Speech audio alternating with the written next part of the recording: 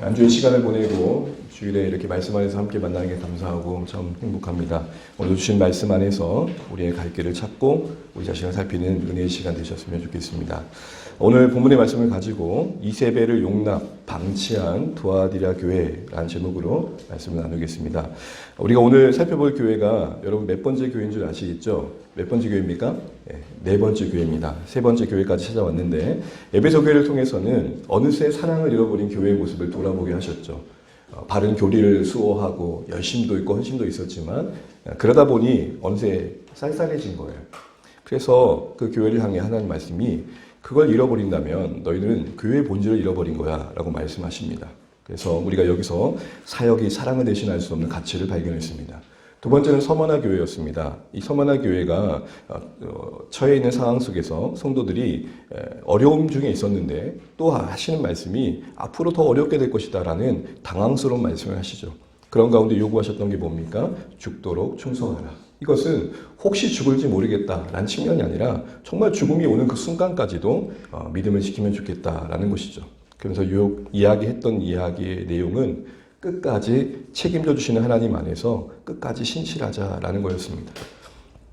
세 번째로 살펴봤던 것은 지지난주에 버가모 교회였습니다.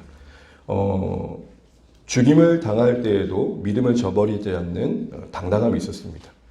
세상의 위협 앞에 굴복하지 않는 뭔가 묵직함이 있었습니다. 그런데 일상의 삶의 자리에서 돌아가면 자연스럽게 접할 수밖에 없었던 우상 숭배와 행음에 있어서는 어느 정도 자연스럽게 타협하고 마는 잠식당하는 모습이 있었던 것이죠. 그래서 버가모 교회 성도들에게 했던 말씀이 뭡니까? 내 입술의 검을 가지고 그들과 싸워라. 이 말은 말씀으로 저항해라 라는 말이었습니다. 이것은 곧 우리에게 신자로서 살아가는 삶의 자리에서 공적인 신앙의 영역에서는 뭔가 강한 모습이 있는데 사적인 신앙의 모습에서는 일상 속에서는 조금 무너지는 영역들이 있지 않은가 돌아보는 거였죠. 그래서 위협 앞에서는 강한데 타협 앞에서는 쉽게 무너지는 우리의 모습. 그래서 우리는 말씀의 해협에 우리 자신을 던져 주시는 은혜를 누리자고 했었습니다. 오늘은 두아디라 교회에 보내는 편지를 생각해 보려고 합니다. 일단 그 교회를 생각하기 위해서는 그 교회가 처한 도시의 부분을 이해할 필요가 있습니다. 물론 그 당시의 도시라는 점에서 비슷비슷한 부분이 있지만 또한 각각의 도시라는 면에서는 독특함이 있습니다. 특별히 두아디라 도시의 특징 중에 하나는 뭐였냐면은 이 버가모라는 도시의 간문 도시로서 사대와 버가모를 연결짓는 위치에 있었습니다. 전략적으로 참 중요한 위치였던 거죠. 연결목시였으니까요. 그러다 보니까 비록 내륙에 위치했지만 상업적으로 유리한 어떤 상황을 갖고 있었던 겁니다. 그래서 특별히 이 동네에는 동업조합, 소위 중세시대의 길드라고 할 만한 협동조합의 형태의 모습들이 다양하게 일어났던 겁니다. 같은 직업군끼리 함께 모여서 상업행위를 했던 것이죠. 다양한 상업이 있었는데 그중에 가장 유명했던 것 중에 하나가 두아디라 하면 다들 그때 동시에 두아디라 하면 그 당시에 지역마다 또 상품이 있었을 거 아닙니까? 오늘날도 그렇죠. 두아디라 하면 떠올렸던 게 뭐냐? 자주색 염색천이었습니다. 이 자주색은 로마의 황제나 고위급 간부들이 입었던 옷이거든요. 여러분 오늘날도 염색 그러면 지금도 그런지 모르겠어요. 대구가 그때 염색천 이런 게 유행했었죠. 울산 그러면 떠오르는 게 뭡니까? 땡땡 회사, 땡땡 중고 이렇게 떠오르잖아요. 각각의 지역마다 특산물이 있고 특성화된 무엇이 있을 텐데 오늘 두아디라는 그랬다는 것입니다. 그래서 한 가지 생각해 볼게. 여러분 르디아라는 여인을 생각하십니까? 르디아라는 여인이 어디 출신이라고 언급합니까? 사도행전 16장에 보게 되면 두아디라시아에 있는 자색 옷값 장사로 소개되거든요. 그러니까 르디아가 뭘 팔았어요?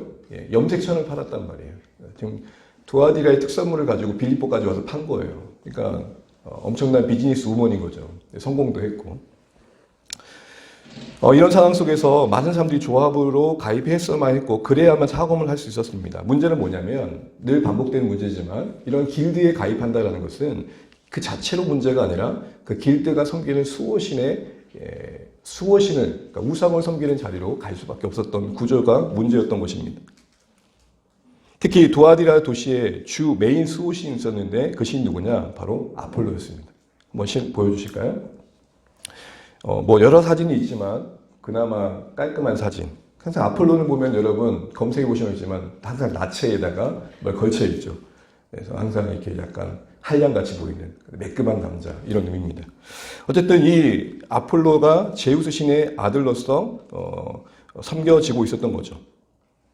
이런 도시적 분위기 속에서 예수님 자신을 뭐라고 나타내십니까? 우리 13절 보시면 이렇게 말씀하십니다. 우리 13절 함께 같이 한번 읽어보겠습니다. 두아디라 교회의 사자에게 편지하라. 그 눈이 붉고 같고 그 발이 빛난 주석과 같은 하나님의 아들이 이르시되. 항상 예수님의 호칭은 각 교회마다 달랐습니다. 이는 각 교회마다 예수님을 붙들어의 모습이 좀 달랐다는 것이죠. 또한 이는 각 시대 상황에 맞는 모습으로 예수님 자신을 나타내 주셔서 교회를 격려해 주셨다는 겁니다. 이는 세상 속에서 예수 그리스도로 온전히 무장되어서 세상의 가치와 대항하길 원하시는 주님의 마음이 담겨 있었던 겁니다. 말씀드린 것처럼 여기 보면 요한계시록 전체에서 유일하게 하나님의 아들이라는 구절이 여기에 언급됩니다. 이런 질문을 해보는 거죠. 왜 구독 이 부분에 왜 두아디라 도시에 건면하는 말씀에 하나님의 아들이 언급되었을까? 앞서서 도시적인 이야기를 하면서 아폴로라는 제우스 신의 아들, 아폴로가 진짜 신의 아들이야 라고 여겼던 당시의 시대 속에서 정말 참된 하나님의 아들이 누구이신지를 말씀해주고 계신다는 겁니다. 두아디라의 수호의 신인 아폴로가 아니라 예수님이 진정한 하나님의 아들이시다. 여러분 각 시대마다 섬기는 우상이 다릅니다. 오늘도 우리가 이 시대를 살면서 각자가 섬기는 신들이 있죠. 그러나 여러분 그 모든 신들의 신이 누구시냐 하는 그 부분에 대해서 신자들은 분명한 입장을 취해야 되는 겁니다. 여러분 이것은 구원의 여정에서 참 중요합니다. 이스라엘 백성들이 출애굽할 때에 굳이 열지양을 거쳐야 될 이유가 무엇이었을까요? 이미 열지양의 대상이었던 그 모든 사물들과 모든 현상들은 애굽이 섬겼던 신이었습니다. 그것을 하나씩 꺾어가면서 애굽에서 지내며 그들 안에 새겨졌을 신에 대한 이해를 꺾어 가셨던 거죠. 너희들이 태양을 신으로 생각하느냐? 그 빛을 거두러 가심으로써 그 위에 계신 주님을 바라보게 하셨던 겁니다. 여러분 세상이 커 보일 때가 있습니다. 그러나 그럴 때마다 묵상하십시오. 그거보다 더 크신 하나님. 이거 뺏기지 않는 게 우리 신앙의 가장 중요한 중심이라는 것입니다. 그런 의미에서 오늘 교회에게 하나님의 아들로서 예수님의 그 위격을 그대로 고스란히 비유적인 표현이 아니라 드러내셨던 것입니다. 다른 교회에 향한 메시지를 보십시오. 거의 다 비유적으로 말씀하십니다. 그런데 유독 오늘 여기서는 하나님의 아들이라는 그 위격 그 자체를 호칭을 고스란히 날 것으로 드러내 주십니다. 왜요? 제우스 신 아폴로가 참 신의 아들이라고 여겼던 그 시대 분위기 속에서 진짜 신의 아들, 진짜 하나님의 아들은 예수님이시다 라는 것을 분명히 하기를 원했던 것이죠. 그러면서 여러분 그 예수님이 하나님의 아들로 소개되는 그 부분에 그 하나님의 아들을 두 가지로 묘사합니다. 첫 번째 뭐죠? 눈이 붉고 같고, 두 번째는 그 발이 빛난 주석 같다. 이 말은 이미 구약에서 앞으로 오실 메시아에 대한 표현을 담고 있는 것입니다. 연결시키고 있는 거죠. 특별히 다니엘서 10장 6절과 연결된다고 봅니다. 우리 이 말씀 한번 같이 읽어볼까요? 시작. 또 그의 몸은 항옥 같고 그의 얼굴은 번갯빛 같고 그의 눈은 횃불 같고 그의 팔과 발은 빛난 녹과 같고 그의 말소리는 무리의 소리와 같더라. 이 모든 묘사들은 하나님의 신성 그 영광스러움을 묘사하는 건데 이 다니엘서 10장의 맥락상 이 말씀은 언제 등장하냐면 다니엘에게 하늘의 사람이 나타나서 하나님의 백성을 대적하고 또 하나님의 백성을 핍박하는 자들을 심판하실 것이다라는 맥락에서 나옵니다. 그러니 불꽃 같고 그리고 주석 같다 그 말이 이 말의 의미는 심판의 이미지입니다. 그래서 이 구약의 이 본문을 근거로 하나님의 아들을 설명하면서 오늘 우리에게 보여주는 하나님의 아들은 무엇을 하시는 분이냐 할 때에 두아디라 교회 가운데 반드시 와닿아야 할 그 예수님의 하나님 아들로서의 모습은 영광스러운 온 우주의 심판자로 와닿아야 되는 거예요. 이 말을 쉽게 이해하면 누구 앞에 설날을 준비해야 하는 게 옳겠느냐라는 것입니다. 여러분 우리가 뭔가를 준비할 때 나를 평가할 사람의 기준에 맞춰 나를 준비하는 게 맞겠죠. 만약에 여러분 쉽게 말해 오디션을 보는데 그 사람은 이런 부분에 예를 들어서 뭐 노래를 부를 때 그 감성에 초점을 둔다 그러면 그걸 연습해야 되는 게 맞잖아요. 그러니 여러분 우리가 심판자를 누구로 여기냐 이 부분은 우리의 인생의 가치와 방향을 결정되는 중요한 것입니다.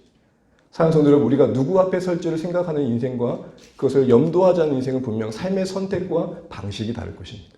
오늘 두아디라 교회 성도들과 다시 한번 새겨져야 할 것 중에 하나는 뭐냐면 우리의 인생이 우리가 그 끝날에 누구 앞에 설 것인가를 잊지 말아라 이 얘기를 하고 있는 것이죠.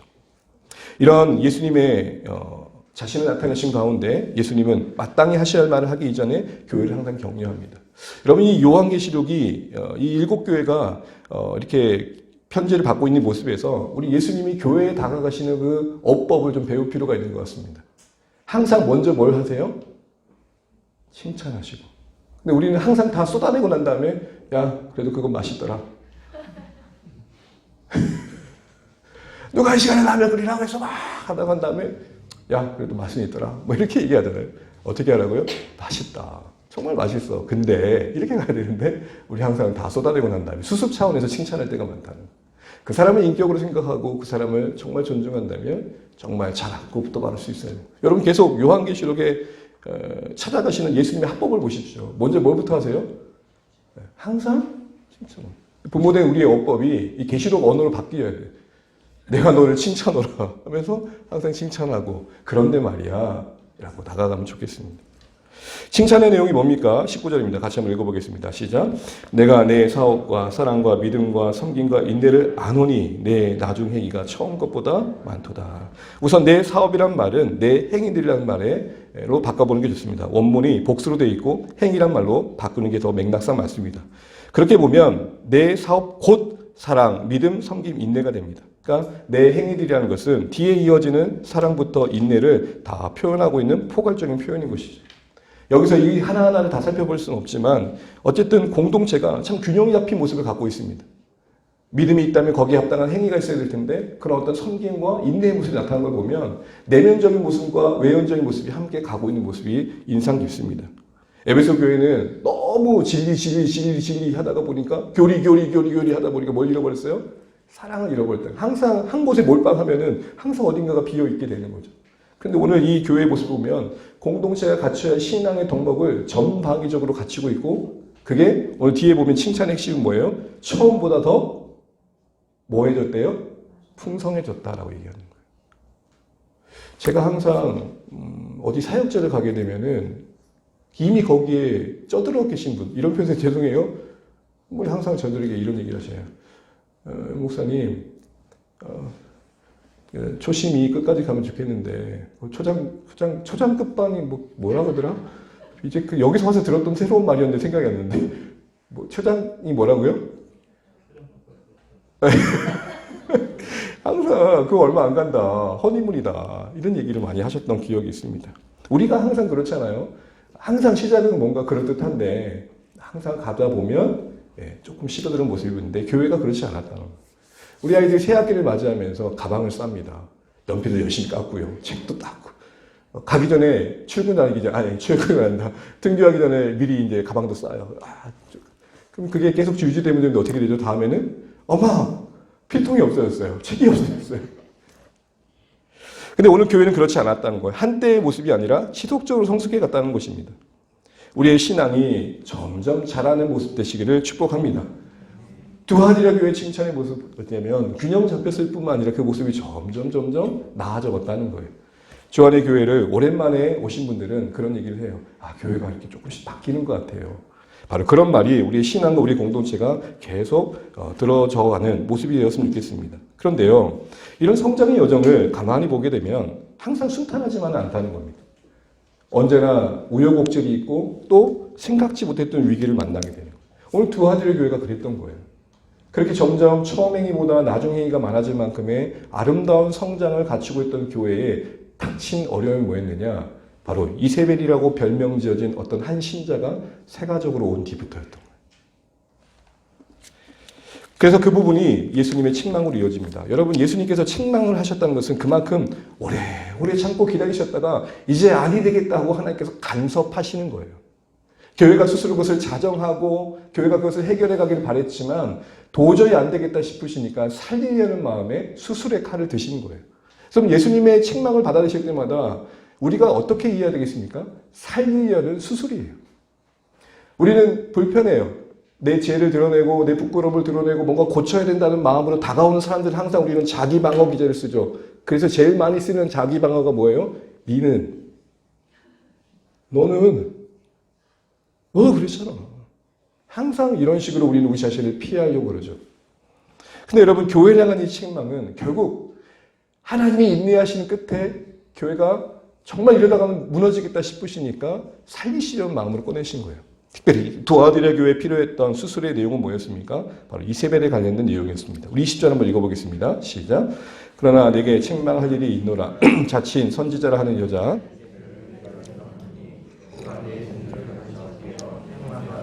우살 제물을 먹게 하는도다. 아멘. 여기 보시게 되면 자칭 선지자라고 하는 여자가 등장합니다. 이름이 소개되지는 않습니다. 근데 그 사람을 이세벨이라고 부르고 있어요. 이것은 그의 이름이 아니라 별명입니다.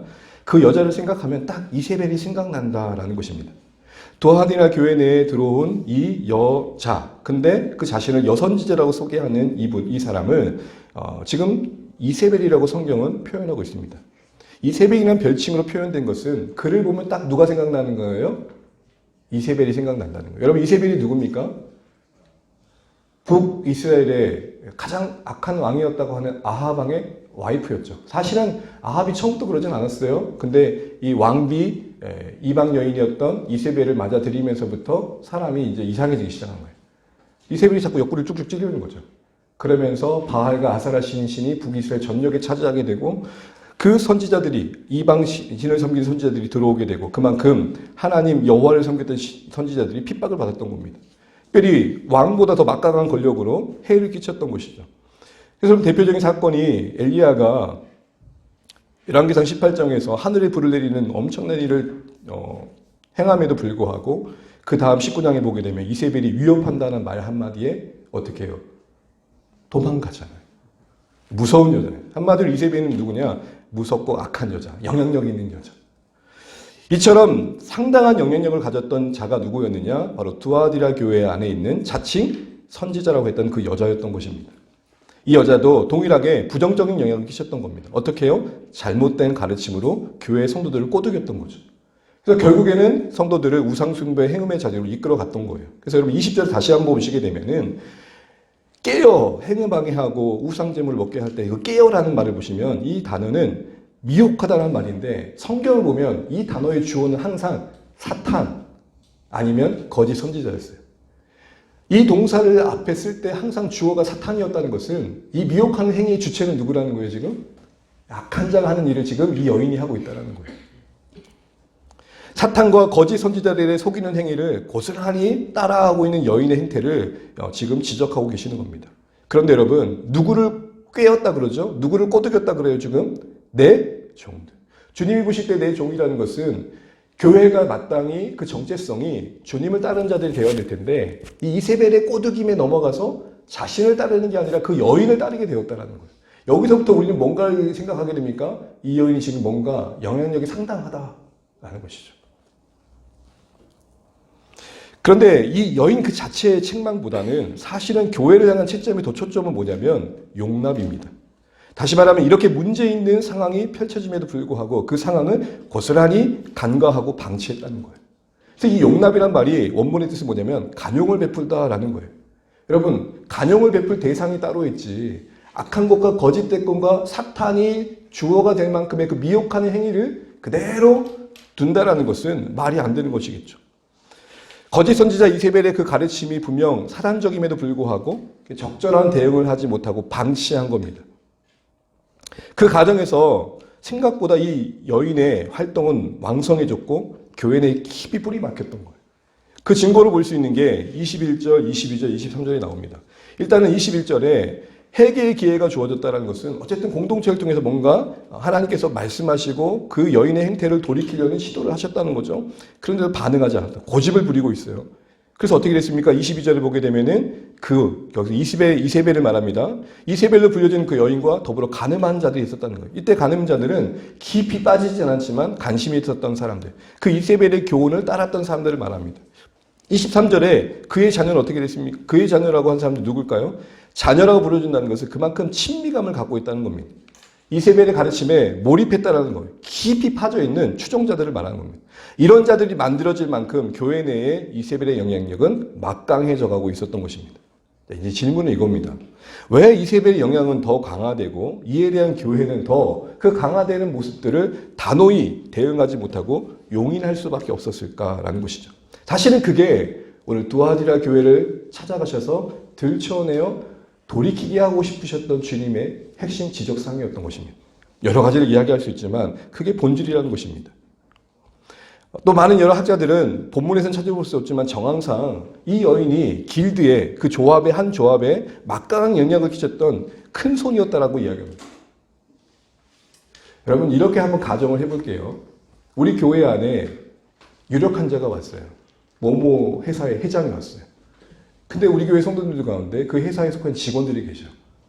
자, 그러면 그 회장에게 혹이라도 밉보이게 되면 그게 교회 밖을 넘어 회사에서 영향을 줄 거에 대한 생각을 하는 건 상식적이겠죠.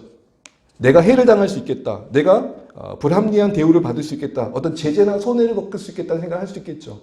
바로 그런 부분들 때문에 쉽게 못 건드렸다는 거예요. 여러분 그럴 일도 없겠지만 우리 교회 모모 회장이 오면 회장이 아니라 양이에요. 어린 양. 선한 목자 대신 주님의 손길이 필요한 어린 양이라고요. 우리 모두가요. 세상에 가지고 있는 어떤 조건과 위치가 우리를 설명할 수 없잖아요. 벌거벗겨진 모습으로 주님 앞에 섰을 때 그 무엇이 근거가 될 수 있겠을까요?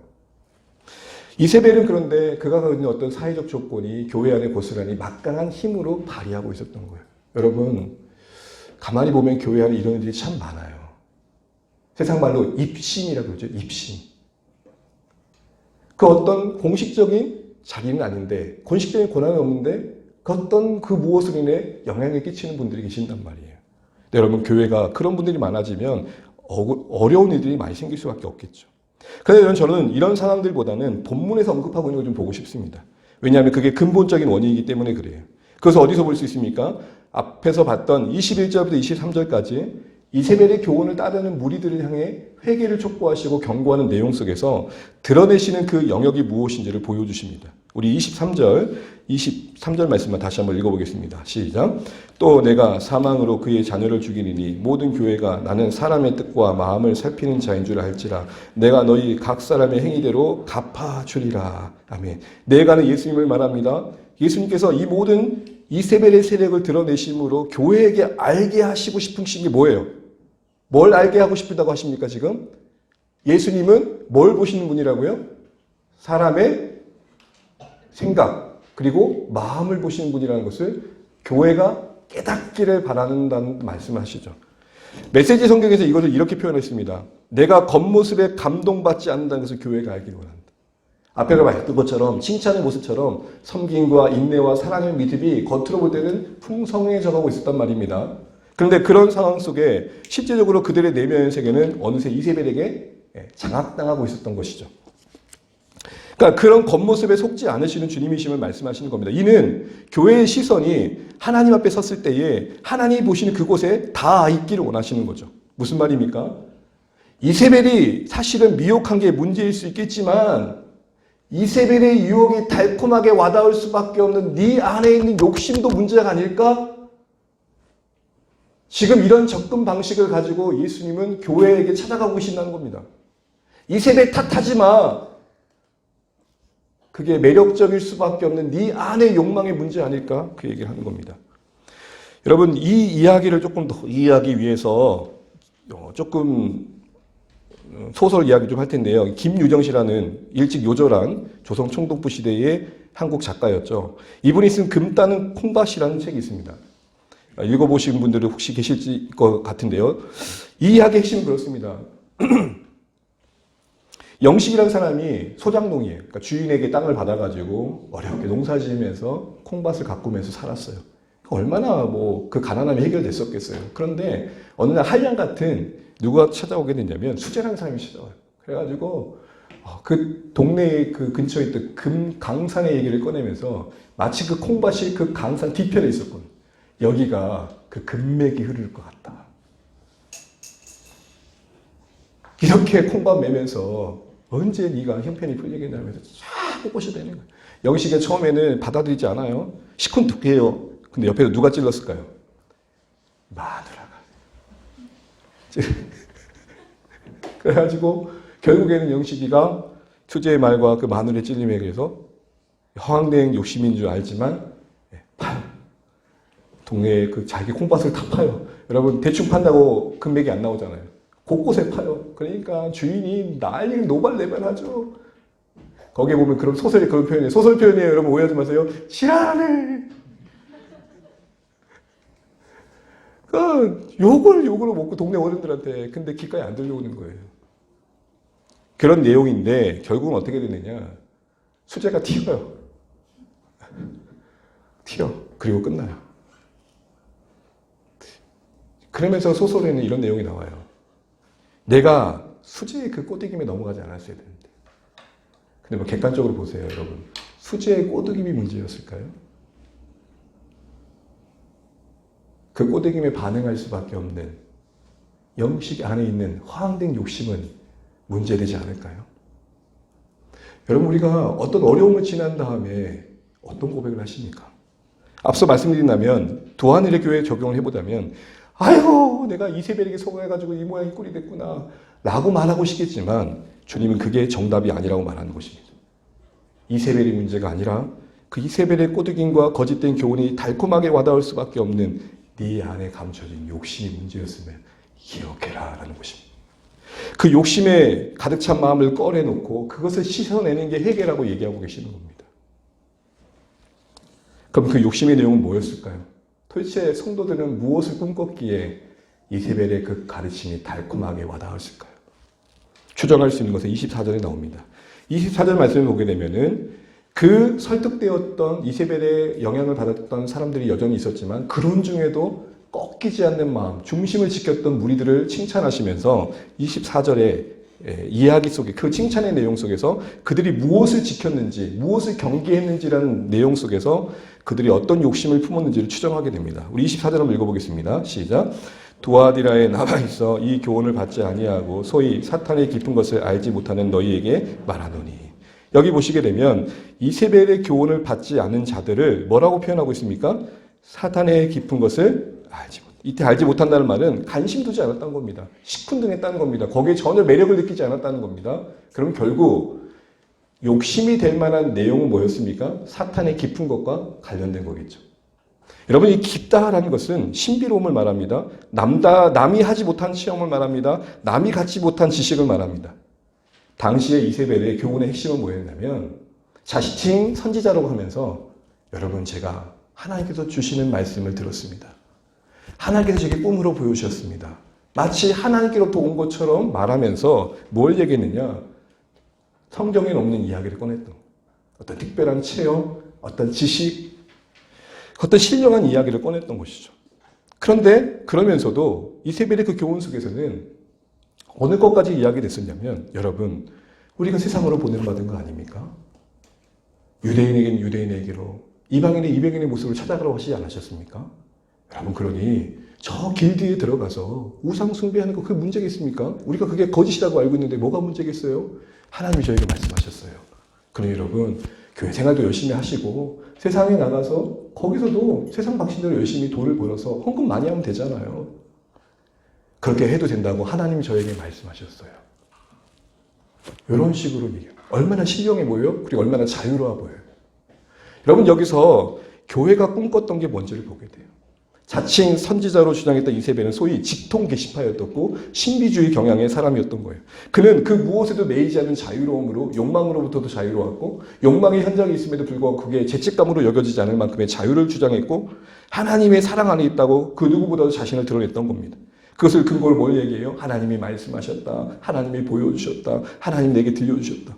여러분 혹시나 우리 교회 안에 누군가가 찾아와가지고 성도님 어제 밤에 꿈을 꾸는데 하나님께서 당신에게 이렇게 말씀하라고 하셨어요 라고 물어보면 꼭 이렇게 얘기하셨어요 해요.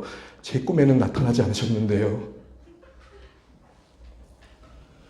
그런 식으로 성도들을 하나씩 설득해가면서 성도들의 마음에 어떤 욕망이 부추겨졌냐면 어라? 세상의 봉영도 추구하면서 하나님도 가까이 할 수 있는 방법이 있네?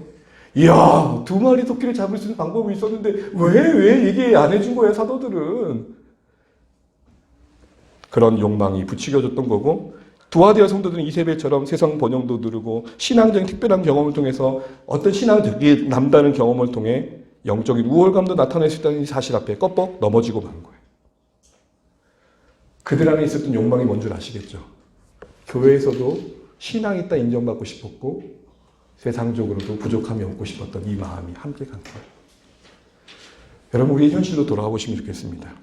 우리의 신앙생활을 잘해가기 위해서 정말 우리는 이 이세벨이 말하는 특별한 경험이 정말 필요할까요? 남이 하지 않는 체험, 남이 하지 않는 어떤 지식, 남이 모르는 신령한 지식들을 알아야만 하는 걸까요? 바꿔 말해, 예수는 정말 부족한 걸까요? 우리 죄에 자신을 내어주신 예수 그리스도만으로는 우리의 신앙을 살아낸다는 게 정말 버거운 걸까요?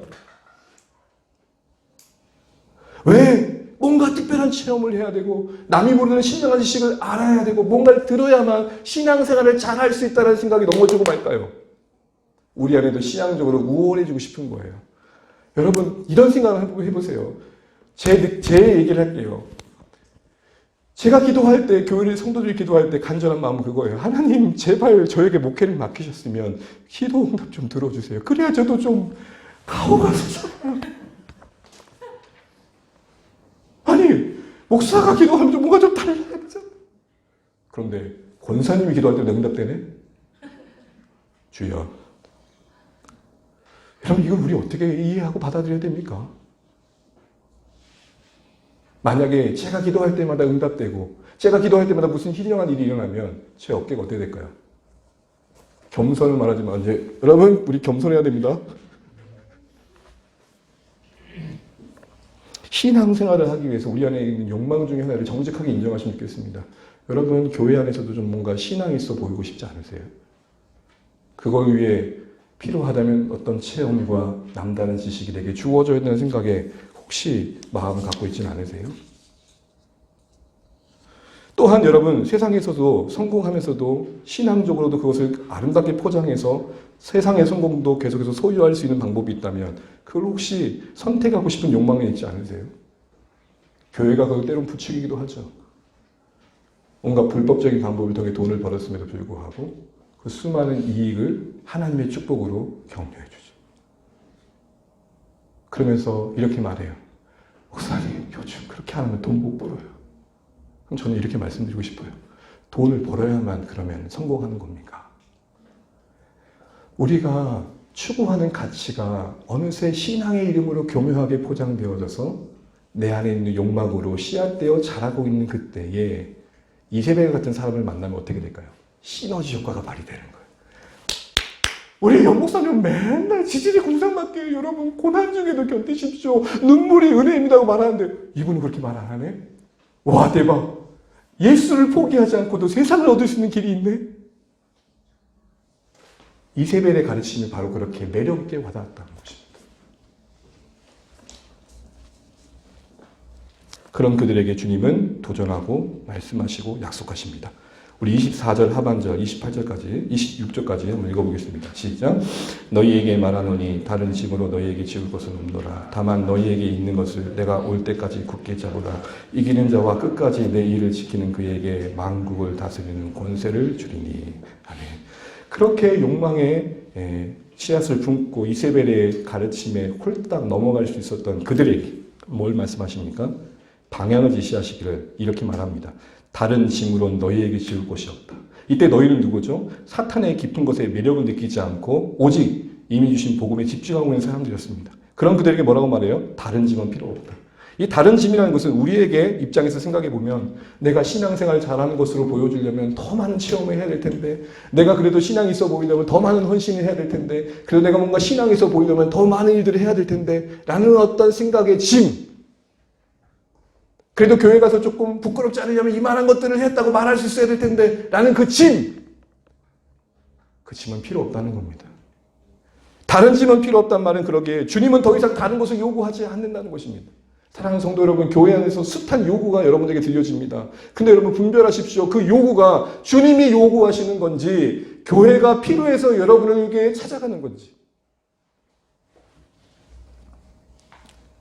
우리는 더 이상의 다른 요구를 받지 않는 자리에 있습니다. 왜요? 신앙을 지킨다는 것은 단순한 거며 본질에 집중하는 것이고 그 내용은 예수 그리스도로 충분하다는 것이기 때문에 그렇습니다. 그래서 그들에게 이렇게 말합니다. 너희에게 있는 것을 굳게 잡으라. 그리고 내 일을 지켜라. 너희에게 있는 것, 내 일은 뭘 말할까요? 교회에게 맡기신 복음을 말하고 교회의 존재의 목적과 본질에 집중하는 걸 말합니다. 하나님이 교회를 세우셨을 때 가지고 있었던 의지, my will, 내가 이 땅에 교회를 세웠을 때에, 이 땅에 생명 있는 신자들을 만들었을 때에 하나님이 우리 인생을 갖고 계셨던 의지, 그 의지는 뭡니까? 부족하지만 나의 인생을 통해 누군가가 주께로 돌아오는 거며 황폐해진 이 땅 위에 아무도 하나님을 예배하지 않고 찾지 않는 그곳에 예배자를 만드는 거잖아요. 여러분, 선교지 가야만 선교지가 아닙니다. 그리스도가 없는 심정이 선교지이고 그리스도를 품은 신자가 선교사입니다. 주님이 그걸 얘기하시는 거예요. 왜 우리는 신앙생활하면서 엉뚱한 짐에 짓눌려 있냐는 거예요. 누군가 교회 안에서 기도응답 많이 받았다 그러면은 나는 왜 이렇게 신령하지 않을까? 어떻게 하면 더 신령할까? 하면서 기도 방법이 바뀌는 거예요. 그 다음부터 기도를 이렇게 하더라고요. 그리고 또 어떤 분도 이렇게 기도해야 된다고 하더라고요. 보호자를 흔들라고. 흐느끼는 우리 기도를 들으시는 주님 아니신가요? 답답한 마음에 주님, 이거 기도 아닌가요? 왜 우리의 신앙은 뭔가 악구가 괜찮아야만 된다는 짐을 지고 있죠? 목사님 새벽기도 못 나와서 죄송해요. 그런 말 하지 말아요. 안 나올 거면. 왜 그런 짐을 지시냐고요. 여러분의 삶의 현장에서 주님을 의지하는 마음이 있냐 없냐가 더 중요하죠. 우리 왜 저 성도님 새벽기도 잘 나와라는 말을 듣고 싶은 겁니까 그러면? 우리는 무슨 짐을 지고 계시나요? 바라기는 하나님이 갖고 계시는 will, 하나님의 의지, 내 일이라고 말했던 그것에 집중할 수 있는 주 안의 가족 되시기를 바랍니다. 엉뚱한 곳에 비본질이 우리의 마음이 향하게 되면 그게 경쟁이 되고 갈등이 되고 분열이 되는 거예요. 그게 고린도 교회 아닙니까? 누구한테 세례받았던 게 뭐가 그렇게 중요합니까? 방언할 줄 알고 안 할 줄 아는 게 뭐가 그렇게 중요하고요. 내게 주신 이 모습 이대로 형편 안에서 예수가 최고가 되고 예수가 전부가 되고 예수님이 내게 맡기신 인생 속에 부르시는 사람들을 사랑하고 섬기면 족하지요. 수고하고 무거운 우리의 인생이 엉뚱한 짐을 스스로 짊어지고 하나님 탓하고 있지 않으세요? 여러분, 하나님은 여러분 보실 때 얼마나 멋지냐를 보시는 게 아니라고 지금 두아디라 교회에게 말씀하시는 겁니다. 그러면서 이렇게 말하는 거예요. 네 일을 지켜라. 여러분에게 맡기신 복음을 지켜라. 교회에게 맡기신 그 일을, 그 하나님의 의지를 따라가라. 이렇게 말씀하고 계시는 겁니다. 이렇게 될 때 뭘 약속하십니까? 27절, 28절 읽고 말씀 맺겠습니다. 시작. 그가 철장을 가지고 그들을 다스려 질그를 깨뜨린 것 같이 하리라.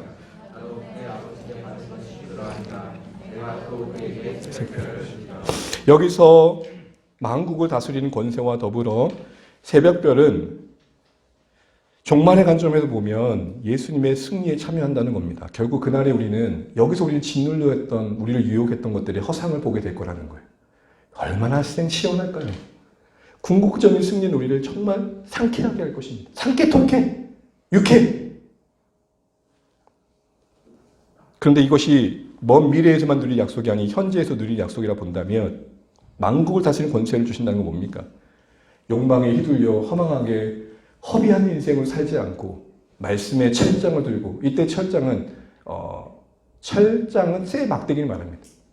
Rod of Iron. 쇠 막대기를 들고 허망한 것들을 깨트리며 부수며 거기에 지배받지 않은 강건한 삶을 약속하고 계시는 겁니다. 복음으로 거짓된 것을 깨우고 결국은 지나고 나면 내가 헛된 것에 순종했구나라는 자리에 서지 않도록 도우신다는 겁니다. 이런 의미에 잠깐 생각해 볼 것은 이 말씀이 두아디라 교회에 줬다는 걸 생각해 보십시오. 에베소 교회는 너무 지나치게 진리 하다가 사랑을 잃어버렸다면 여긴 너무 사랑 하다가 뭘 잃어버렸어요? 울타리가 없어져 버린 거예요. 교회는 사랑으로 채워야 돼요. 내용은 사랑해야 돼요. 울타리는 뭐 해야 돼요? 진리해야 돼요. 진리가 사랑을 사랑답게 하는 거고 사랑의 온전함을 지키는 거고. 그런 의미에서 여러분, 이 삶의 방향으로 간다는 것은 국류를 구하는 죄인은 사랑하시지만 죄는 미워하신다는 하나님의 성품을 잘 이해하는 겁니다. 말씀의 막대기로 세상과 싸울 수 있는 강건함을 주신다는 거예요. 어디에 집중하면요? 복음에 집중하면. 여기서 우리가 중요한 거 한 가지를 알게 돼요. 우리에게 이미 주신 복음의 집중하지 못하고 그걸로 나를 무장하지 못하고 자꾸 엉뚱한 것으로 나를 이야기하려다 보니까 무력해지는 거예요. 예를 든 겁니다. 누군가는 자기 기도 응답을 자랑해요. 나는 기도 응답이 별로 없어요. 그럼 우리는 당연히 뭐가 돼요? 내가 신앙이 없나 보다. 그때 여러분, 복음에 집중한 인생은 하나님 너에게 많은 복을 주셨네. 나는 그런데 아직도 연달아 보이시나 봐. 너도 사랑하시고 나도 사랑하시는 중. 이게 복음에 무장된 시대라고요. 사랑하는 주안의 가족 여러분. 말씀의 쇠박대기를 들고 허망한 가치를 깨우고 부시고 거기에 지배받지 않는. 두 번째로 주시는 약속이 뭡니까? 새벽별. 여러분, 새벽별을 주신다는 이 말씀의 의미는 뭘까요? 당시의 새벽별이 어떻게 와닿는지를 생각해야 될 것입니다. 당시의 새벽별은 승리와 건세를 의미했습니다. 근데 말씀 안에서의 새벽별은 어떻게 의미합니까? 우리 계시록 22장 16절을 보겠습니다. 시작. 나 예수는 교회들을 위하여 내 자신을 내어 이것들을 너희에게 증거하게 하였노라. 나는 다윗의 뿌리요 자손이니 곧 광명한 새벽별이니라. 아멘. 주는 젖산 밑에 백화 빛나는 새벽별. 그때 여기서 나온 거예요, 이 새벽별이. 예수님이 새벽별로 비유되어져서 자신을 나타내신 것은 구약에 한 별이 떠오를 것을 말씀하셨기 때문이기도 하지만 그 별이 갖고 있는 상징적 의미를 보여주시는 거죠. 승리. 특별히 이 새벽별 금성은 수많은 별들 중에 밤의 끝자락에 떠올라 아침에 가까움을 알리는 별이에요. 자, 그런 의미에서 예수님의 새벽별의 의미에 담기는 의미는 뭐죠? 모든 절망을 종식시키고 새로운 날을 맞이하는 선두에 서신 예수님. 그리고 우리 인생의 예수님을 따르다 보면 어둠의 끝 이후에 있을 새날을 바라볼 수 있는 자리에 서게 된다. 이 얘기를 하시는 겁니다. 근데 여러분, 말씀에 집중하고 복음에 집중하고 그렇게 하나님께서 맡기시는 그 윌에 마음을 두는 교회와 신자들에게는 예수님이 새벽별로 주어지신대요. 이게 무슨 말이죠? 여기서 우리는 예수님이 진짜 우리에게 주시고 싶은 게 뭔지를 알게 돼요. 그게 뭐죠? 예수님 그분 자신을. 여기서 여러분 허망해지시면 여러분 마음이 지금 이세벨이 탐하는 마음이 잘 잡고 있는 거예요. 신앙의 최고의 기쁨과 영광은 뭡니까? 세상 그 무엇보다도 예수님이 기쁨이 되는 거예요. 우리 괴로움은 뭐죠? 여전히 이 땅에 매우 연약하기에 세상이 더 커 보이는 거예요. 그런데 복음에 집중하고 말씀의 방망이로 내 삶의 허망함을 깨트리며 살아가는 신자들에게 어떤 은혜를 주시느냐? 예수님이 그 심령 속에 찾아와 임재해 주신다는 겁니다. 그래서 이런 찬양을 하게 하신다는 겁니다. 주 예수보다 더 귀한 것은 없네. 이 세상 행복과 바꿀 수 없네.